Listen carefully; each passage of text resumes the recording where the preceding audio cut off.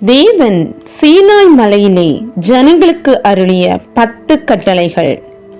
முதலாம் கட்டளை, என்னையன்றி உனக்கு வேறு தேவர்கள் உண்டாயிருக்க வேண்டாம்.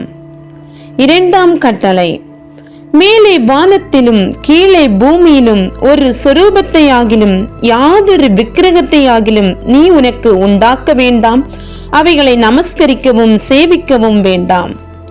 மூன்றாம் கட்டளை, உன் தேவனாகிய கர்த்தருடைய நாமத்தை வீணிலே வழங்காதிருப்பாயாக.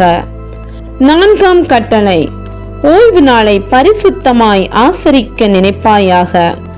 ஐந்தாம் கட்டளை, உன் தகப்பனையும் உன் தாயையும் கனம் பண்ணுவாயாக. ஆறாம் கட்டளை, கொலை செய்யாதிருப்பாயாக. ஏழாம் கட்டளை, விபச்சாரம் செய்யாதிருப்பாயாக. எட்டாம் கட்டளை, களவு செய்யாதிருப்பாயாக. ஒன்பதாம் கட்டளை, பிறனுக்கு விரோதமாக பொய் சாட்சி சொல்லாதிருப்பாயாக. பத்தாம் கட்டளை, இச்சையாதிருப்பாயாக.